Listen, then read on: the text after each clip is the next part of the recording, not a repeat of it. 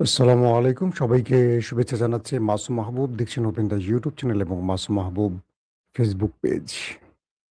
বেশ কিছু গুরুত্বপূর্ণ খবর আছে। আমরা আপনাদেরকে সরাসরি ইরানের লাইভ ফুটেজ দেখাবো। পৃথিবীর ইতিহাসে সবচেয়ে বড় শোক র‍্যালি আজকে দেখল ইরান। কালকে দেখল সবচেয়ে বড় জানাজা। আজকে পুরো পৃথিবী দেখল সবচেয়ে বড় শোক র‍্যালি। কোটি মানুষ এক কাতারে একসাথে দাঁড়িয়ে একটি ক্ষোভের কথা বলছে, একটি দ্রোহের কথা বলছে। একজন ব্যক্তির জন্য অশ্রু ঝরাচ্ছে। তার নাম আয়াতুল্লাহ আলী খামেনি। পাশাপাশি ইরানের মিসাইলে তাণ্ডব দেখালো রাশিয়া। ইউক্রেনের ভেতরে পুরো ইউক্রেনকে লন্ডভন্ড করে ফেলল। পুরো ইউক্রেনে কিয়ামত নামিয়ে দিল রাশিয়া। ইরানের মিসাইল দেখে রীতিমতো আঁতকে উঠল আমেরিকা, ইসরায়েল। ইরান তার ঝুলিতে এরকম মিসাইল আর কি রেখেছে?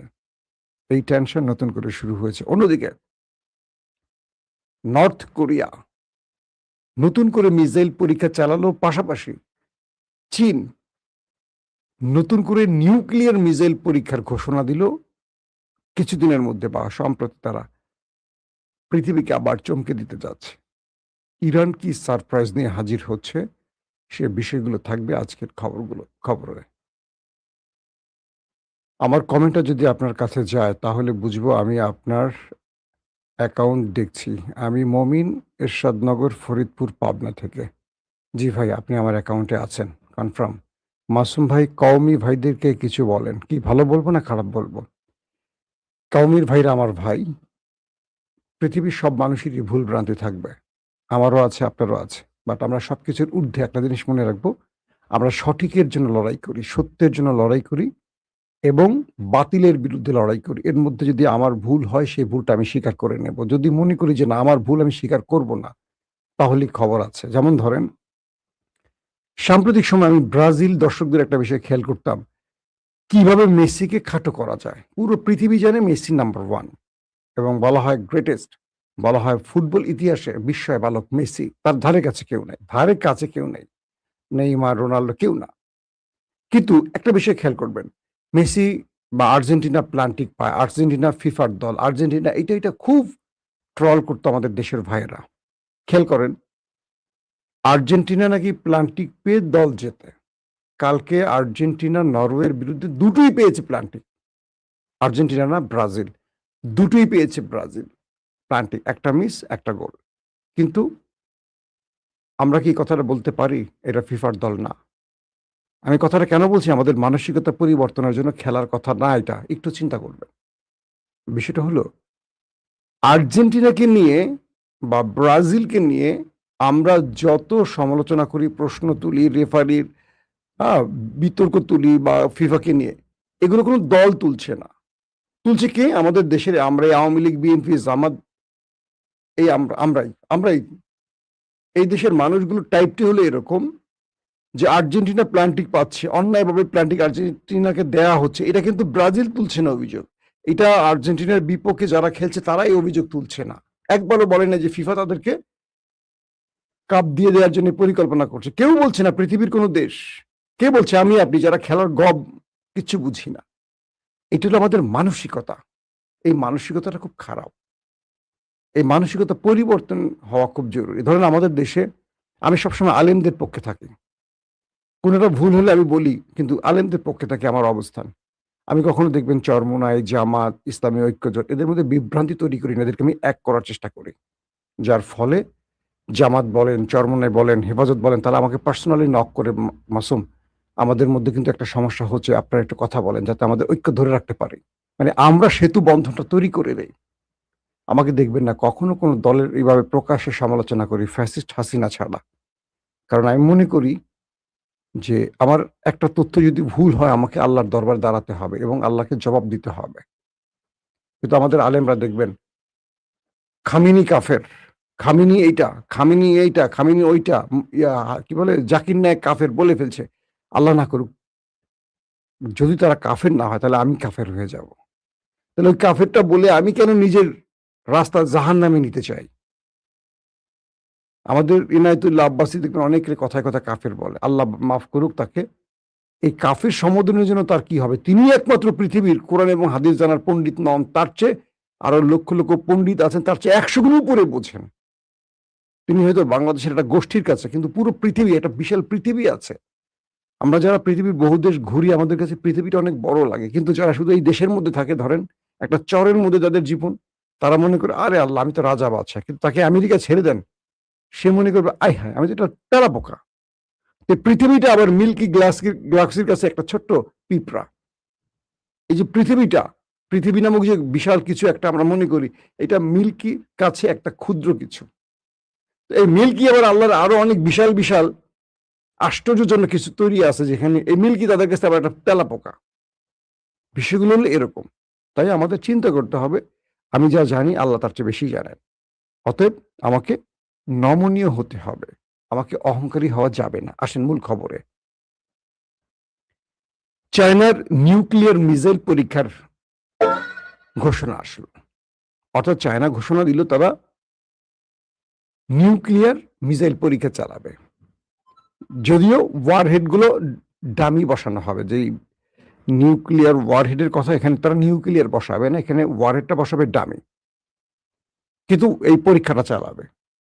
এই পরীক্ষাটা এমন সময় চায়না ঘোষণা দিল যখন আমেরিকা ইসরায়েল অপেক্ষায় আছে ইরানকে নিয়ে একটা বড় অ্যাডভেঞ্চারের জন্য। কথাটা কি বুঝতে পারছেন? অর্থাৎ ইরানকে নিয়ে বড় রকম আরেকটা অ্যাডভেঞ্চার করতে পারে আমেরিকা এবং ইসরায়েল।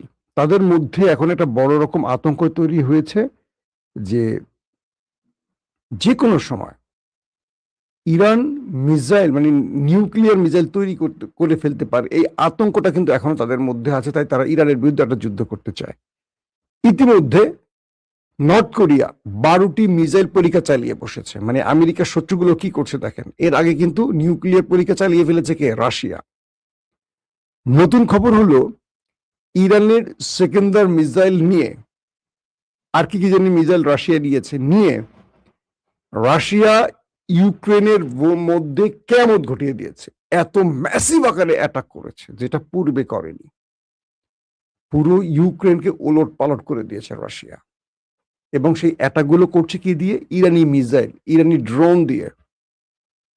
এখন বোঝেন, রাশিয়া অ্যাটাক করছে, কিন্তু যেই জিনিসগুলো ব্যবহার করছে, ড্রোন বা মিসাইল, এগুলো হলো ইরানের তৈরি। এতে করে ইরান কয়টা বার্তা দিল? এক, আমেরিকা ইসরায়েল চেয়ে দেখো, রাশিয়া যেগুলো মারছে সেগুলো আমার তৈরি, এগুলো আমি এখন তোমাকে মারি নাই, মানে আমি মজুদ রাখছি তোমার আগামী দিনের যুদ্ধের জন্য। তুমি যখন আগামী দিনে আমার উপর হামলা করবা, তখন আমি তোমার উপর কি কি অ্যাটাক করতে পারি, আমার ঘরে কি কি মজুদ আছে, আমি তোমাকে একটা সিমটম বা একটা ছোট্ট মহড়া দেখালাম রাশিয়ার মাধ্যমে। ইউক্রেন রাশিয়ার জ্বালানি কেন্দ্রগুলোকে টার্গেট করে বড় অ্যাটাক করেছে কয়েকদিন আগে, যে কারণে রাশিয়া জ্বালানি সংকটে পড়ে গেছে। এবং রাশিয়া যাদের কাছে তেল বিক্রি করে, খেয়াল করবেন, রাশিয়া একটা বড় তেল রপ্তানিকারক দেশ। সেই রাশিয়া যেসব দেশের কাছে তেল বিক্রি করে, রাশিয়াকে সেখান থেকে আবার তেল কিনতে হয়েছে। যারা বিক্রি করে তাকে কিনতে হয়েছে তার কাছ থেকে, কারণ রাশিয়ার তেলের সংকট সৃষ্টি হয়েছে, কারণ ইউক্রেন ইউরোপের সাহায্য নিয়ে রাশিয়ার মধ্যে এত ম্যাসিভ আকারে অ্যাটাক করেছে। এবার সেই ইউক্রেনকে রাশিয়া এত বড় আক্রমণ করে পুরো ইউরোপকে বলে দিয়েছে সাবধান থাকো, আমি আসছি, তোমরা সাবধান থাকো, আমি আসছি।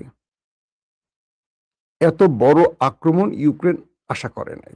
কিন্তু ইউক্রেন রাশিয়ার ভেতরে আক্রমণের পর, রাশিয়া যদি এই আক্রমণটি ইউক্রেনে না করত, তাহলে আমেরিকা ইউরোপ রাশিয়াতে ইউক্রেনের মাধ্যমে আরো বড় আরেকটি আক্রমণের পরিকল্পনা তৈরি করছিল। এবার তাদের ইউক্রেনের মধ্যে পুরো কিয়ামত ঘটিয়ে দিয়েছে রাশিয়া। আগুন জ্বলছে বিভিন্ন শহরে, ধ্বংসস্তূপে পরিণত হয়েছে বেশ কয়েকটি শহর। ভ্লাদিমির পুতিনের সাথে ডোনাল্ড ট্রাম্পের প্রায় 90 মিনিট কথা হয়েছে এই আক্রমণটার আগে। ভ্লাদিমির পুতিন ট্রাম্পকে বলেছে, আমি ইউক্রেনের বড় একটা অঞ্চল নিতে যাচ্ছি, তুমি কোনো কথা বলবা না, সাবধান। এর পরপরই এই 90 মিনিট কথা বলে দুই বিশ্ব নেতা তার পরপরই রাশিয়া ইউক্রেনের মধ্যে এই বিশাল আক্রমণটি করে বসল। এখন ডোনাল্ড ট্রাম্প কি করবেন? ট্রাম্প বললেন, মানে আসেন কিছু ফুটেজ দেখাই আপনাদের। আপনারা তো ফুটেজ দেখার অপেক্ষা আছেন। আজকে যে র‍্যালি হয়েছে আমি ফুটেজ দেখাচ্ছি আর আপনাদেরকে বলছি।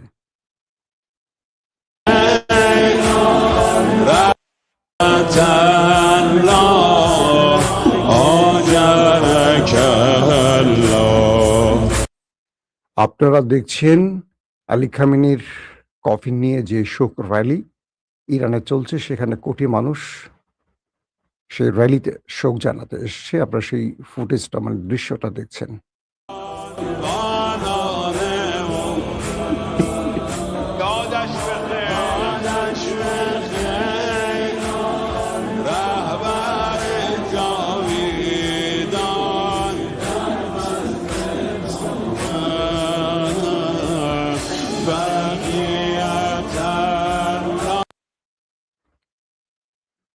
দর্শক আমরা একটা ফুটেজ দেখছি।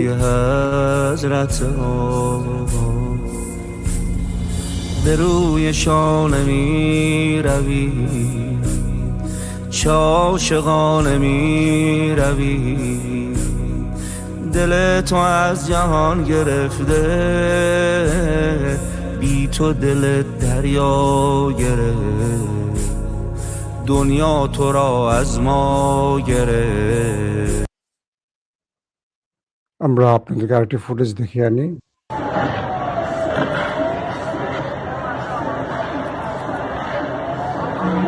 আপনারা টপ শটে দেখছেন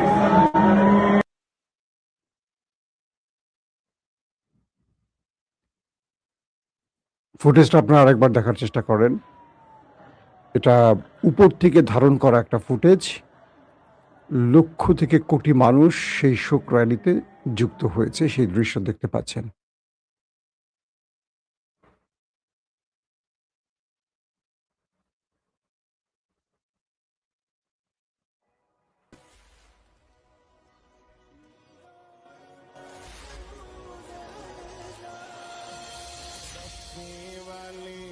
এটা ড্রোন থেকে ধারণ করা একটা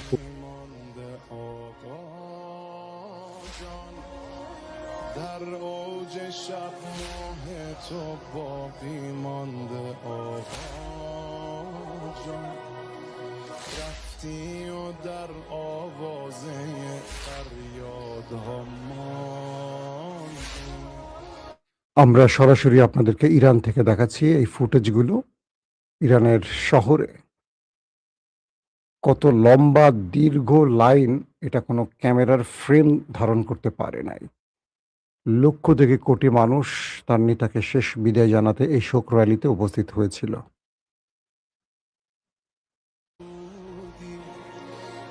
هفتاد سال از عمر خود دور از حرم بودی প্রিয় দর্শক, আসেন কয়েকটা মূল খবরে আসে। ইরান ঘোষণা দিয়েছে তারা শোক শেষ করে তারা লাল পতাকা টাঙিয়েছে এবং শত্রুর বিরুদ্ধে তারা বড় অভিযানে যাবে। অর্থাৎ ইরানের আয়াতুল্লাহ আলী খামেনির রক্তের বদলা তারা নেবে। ইতিমধ্যে খামেনির ৩ পুত্র জানাজায় উপস্থিত হলেও আমেরিকা ইসরায়েলের আতঙ্ক জম মুজতফা খামেনি সেই